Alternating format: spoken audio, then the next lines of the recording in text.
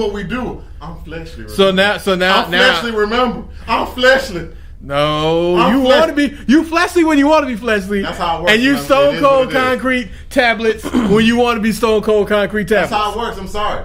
All right, the man That's makes not how a it decision. works.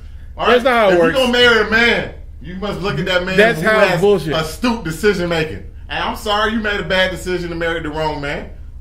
Whoa! It has nothing to do with marrying a man. It has to do with the fact bro. This is my dynamic, man and woman, and she married a man, and she got to have that man treat him like a man. He played stepdaddy, and he walked into the situation, and he knew that this woman had more money than him. Yep. She's a fucking multimillionaire, and you kind of knew what you were getting into. Wholeheartedly. So my question to him, and Totally. I also think as a married couple, I don't care who has the money, and this is a perfect world. I'm sorry that you always consult the other when you spend a quote unquote certain amount of money. And to be honest with you, if she worth $35 million, let's say she at least got $15 million on debt. Yep. $100,000 ain't nothing but a drop in the bucket. It was $100. 100%. Right? But I think that as her father, or is he not her father? I don't know how that works.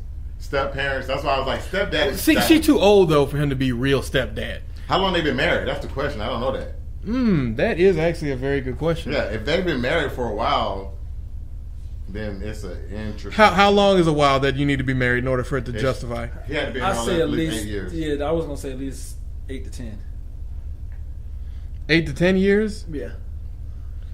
You sure about 8 to 10? Let's go with 5 to 10 because he's been in her life long enough that she may have slipped up and called him daddy. She married him in 2014. So he's on the line. Because 4 years is long enough. He had to be dating her for a while, though. Yeah, because that means she was 12. And that's multiple years for a young lady. I mean, it's multiple years for any child, but especially for your daughters. Because that's a lot of times where they're going to get good things or they're going to get bad things. Sometimes they're going to get both, a bit of both. But I feel you. I mean, I think you should always make more money than your spouse if you're a man. And that's just the way that it's going to be. Because we talked about this. The dynamic gets weird. I don't give a. This is what I'm gonna tell you, every man.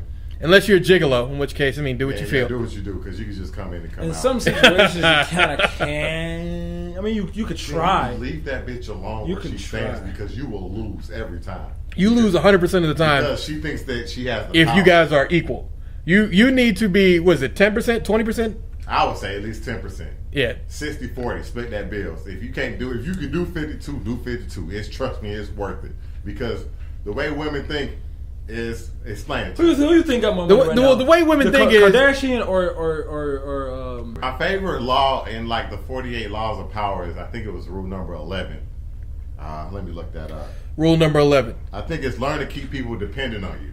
Correct. So, it sounds fucked up, but if that woman feels like she doesn't need you, she will drop you. Why are you here? I would know nothing about that. You're like, my Wednesdays could be open and free without you. I don't know anything I about feel like this arrangement's not very amicable for both parties. I'm a loving man, and I do not such things with these harlots. I'm not saying that you're doing things with harlots. What I'm saying is that you're a man, like most men, and if you've got your stuff together and everything is good, you got your own place, your own crib, you pay your rent, then it puts you aside from them other niggas. I heard one man always say this, bitch, I always remember you replaceable. And he said that to his woman, and I was just like, this nigga's cutthroat. Or maybe he's just telling the truth. I mean, straight up, I mean, everybody's replaceable, and I feel like that's the part that we don't tell people often enough. Like, we need to be honest, and part of honesty is that if I were to die tomorrow, y'all would mourn me for a little while, but after that, you're going to get on with your regular lives. You might even keep the podcast going and say, we're going to do this for Riker's memory. But at the end of the night, when you up late and there's some young lady in your bed, you're not going to be thinking about Riker. You're not going to be thinking, man, I wish that nigga was still here. First of all, if I had a female in my bed right now, I would not be thinking about you. he said it's not going to take that long.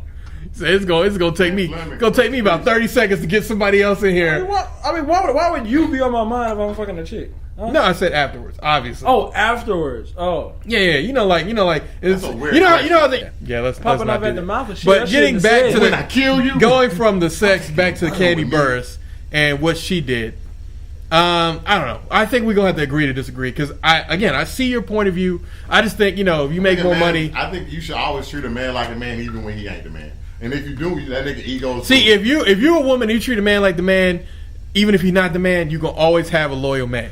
Correct. Because that's all men. Most men are just ego. I'm sorry. And not even just ego. If you, as what was that white comedian said, as long as you fuck him, feed him, and treat him like a man, he's generally going to be there and be the man. And if you find a woman who always treats you like a man, regardless of the situation, you can get beat up by 30 people. No. What was the situation? You think we should mention that? Where we said that's the most embarrassing ass whipping?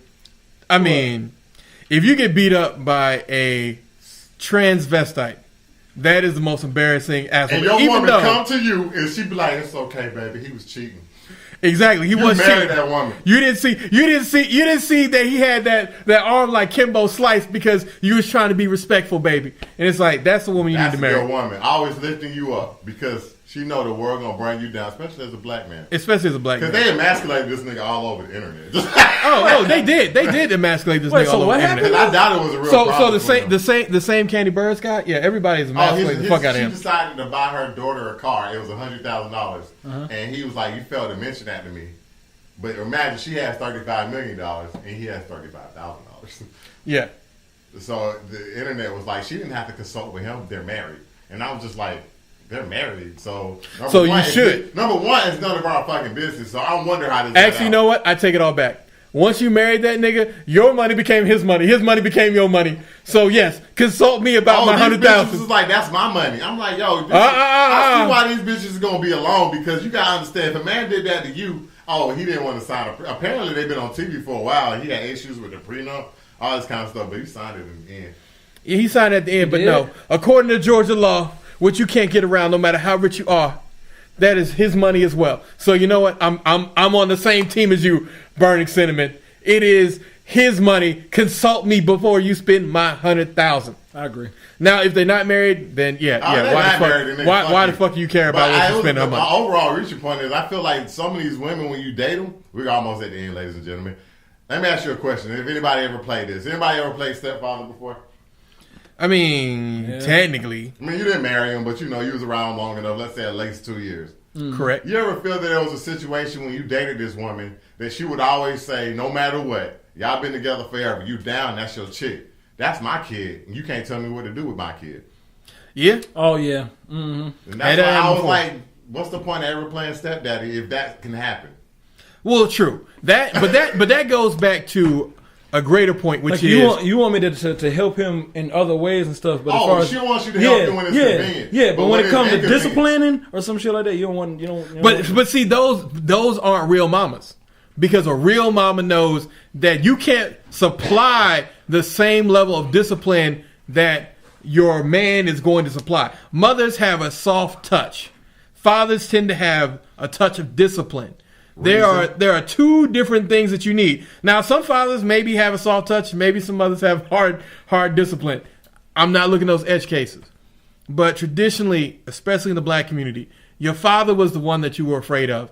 And your mother was the one who like, it's okay, baby. I'm sorry that thing happened to you. That's she what sat down with you. Niggas fucked up now. Well, no. The reason most of these niggas fucked up now is because they had too much of that mother touch. Correct. And the mother didn't want to have, all these other, didn't want to have these, like, if you date ain't shit niggas, then you need to stop dating. You ever met single, like, a woman who raised a son, but they don't like it when they date women? Like, when their son is of dating age, they judge those women harshly? They judge them super harshly. And I was like... But didn't you do the same thing? And I was just like... He ain't even busting them guts yet. He ain't even trying. He ain't shooting up the club and none of that stuff. He's actually respectful, responsible, treats women correctly. But you over here calling his girlfriend a slut. I've never met a dude who was raised by a single mother who would treat the woman, his woman, better than he treats his mother. Well, no. What I'm saying is that I've met plenty of men who are responsible, treat women nicely and whatever, that were raised by single women. But at the same time, their mother is kind of, well, it just depends on if you're mama boy or not. If you're a mama's boy, we know who comes first. Mama. Cooking. I don't know. When do you think you should treat when does your mother go behind you? The moment you decide to marry your wife. Married or engaged? The moment you decide to marry your wife. I gotta be married? Yeah. No. The moment you decide to marry, like the moment you decide that this woman is worth marrying, you got to start putting your mother on the second string plan, and that's a hard series of conversations. Ooh, you gonna have a conversation? Well, you should, because you need to honor your parents, and the most honorable thing to do for your parents if you want your days to be long. And this is me going back to biblical thing, is to tell your mom, like, look, I'm looking at marrying this woman. She's now going to become my number one. Like, it's not me saying, Mom, I don't fuck with you no more. Sorry, this new chick taking your place. But it's like, Mom, like, this is the woman who I want to spend the rest of my days with. So this is going to be the person who's going to be my number one. Again, no love lost. Give me 5 more minutes. I got another interesting dynamic. There was this guy, he was married.